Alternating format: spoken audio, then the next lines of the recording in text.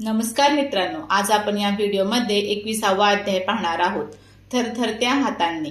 तुम्ही विचारता, थरथरणाऱ्या हातांनी योग्य कृती करणे शक्य आहे का? मी म्हणतो, थरथरणाऱ्या हातांनीही योग्य गोष्ट करण्यात एक वेगळाच आनंद असतो.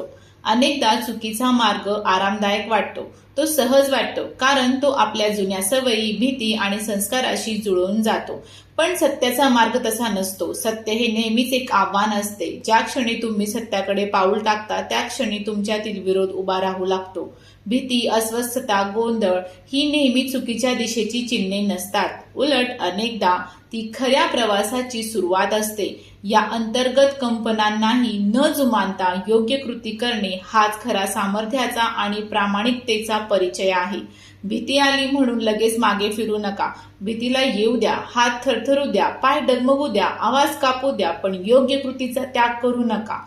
भीतीची उपस्थिती म्हणजे थांबलेच पाहिजे असे नाही. कधी कधी ती फक्त अहंकाराची शेवटची धडपड असते, जी तुम्हाला जुन्याच बंधनात अडकवून ठेवू पाहते. हे समजून घ्या. असत्य आकर्षक वाटते कारण ते सोपे वाटते, ते आपल्या जडत्वाला धक्का देत नाही. पण योग्य गोष्ट ती नेहमी तुमच्याकडून काहीतरी मागते, काहीतरी खरे, काहीतरी मौल्यवान.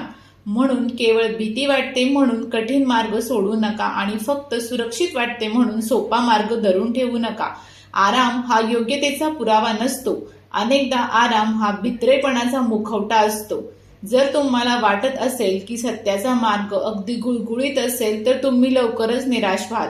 कोणताही संत, ऋषी किंवा महान व्यक्ती अडखळल्याशिवाय योग्य मार्गावर चाललेली नाही. नायकांच्या काल्पनिक कथा सोडा, त्यांनाही जागून काढलेल्या रात्री होत्या, त्यांनाही संघर्ष करावा लागला होता.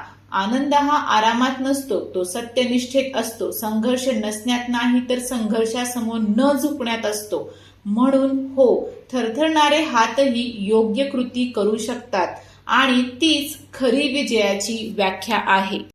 निर्भयता म्हणजे भीतीचा अभाव नव्हे. निर्भयता म्हणजे भीतीने वाहवत न जाता भीती असतानाही योग्य ते करण्याचे स्वातंत्र्य.